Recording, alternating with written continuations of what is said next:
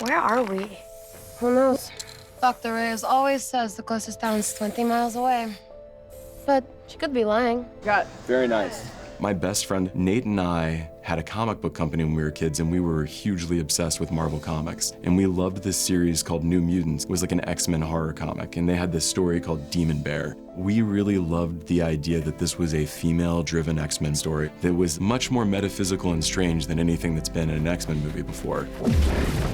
The storyline where a lot of comic aficionados believe that New Mutants kind of hit its own stride that separated it from the mainline X-Men and made its own thing was the Demon Bear saga. Everything is gonna be okay. You don't have to worry about anything anymore. New Mutants was very much a traditional sort of comic book series for the first maybe 17 issues, and then an artist named Bill Sienkiewicz came in and gave it kind of the horror bent. No, don't be scared. We'll go to our special place, okay? The Smiling Man can't get us in our special place. My involvement with the New Mutants started based on a 30-second conversation with Chris Claremont. I'd finished up a run on Moon Knight, which was my first series. For 3 years, I'd done just that book with a couple of other covers here and there. But at that point, when I was ready to leave, I was looking to really push into different artistic arenas and experiment. They offered me the X-Men, and I turned it down. One, because I didn't want to do a series, and also the X-Men was Marvel's flagship title, and the last thing I wanted to do was come in and then drive it off a cliff.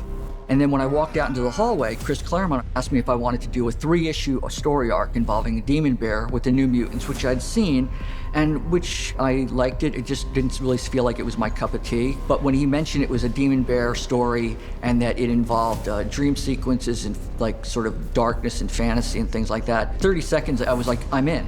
Like, I'm in for 3 issues. Of course, after 3 issues, we were having such a great time. I have no desire to do a series turned into doing a series. IDW, a big comic book company, released an artist select series of Bill Sienkiewicz's work, which is so much our inspiration was his work on this book. And you can kind of see how impressionistic and surreal and dark this art is compared to what you typically see in X-Men books.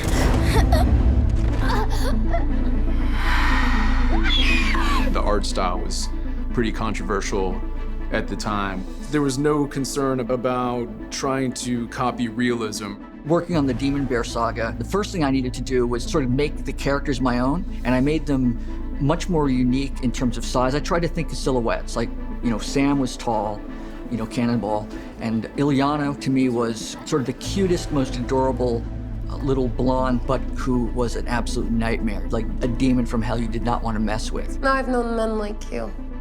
Men who like to keep children trapped in cages. I've known them. And I've killed them. I was able to run and not just do a literal bear, but what a demon bear would feel like. So I was able to play with exaggeration.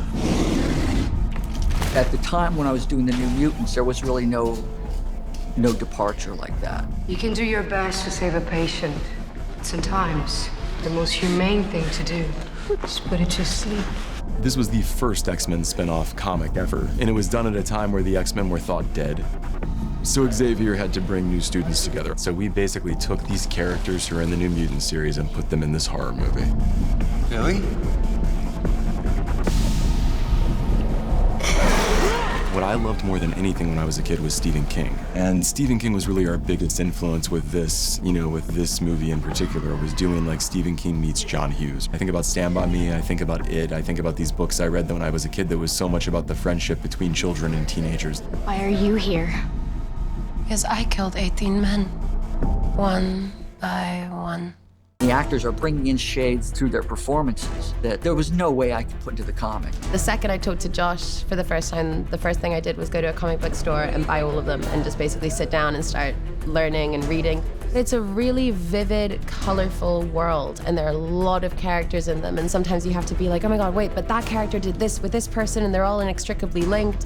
And so you have to be really switched on when you're reading them, because otherwise you sort of miss little, like, subplots. That's some serious body art. Tattoo wasn't painful enough. It wasn't my idea. We had to make a lot of changes from the comic to make it its own thing. What we've tried to do is keep all the characters true to the comic and bring them over into this new origin story. It's Danny. It's all Danny. I didn't do anything. You brought this evil here. I very much love all the X-Men movies, but they're much more grander, operatic science fiction films. I wanted these kids to talk in a way that kids don't typically talk in X-Men movies. I've never done this before. With a girl? With anyone. It's like Friday the 13th meets like the Breakfast Club, you know? That's how it feels. Like they're a bunch of kids and like they're all from different places and they're kind of getting to know each other. But then there's like really scary stuff going on. No powers in here. And definitely no fighting. When Josh sent me the first proposal, pitch, I not only gave my blessing, but I was so honored and blown away because it was like he got it. Ready, and 3, 2, 1, go!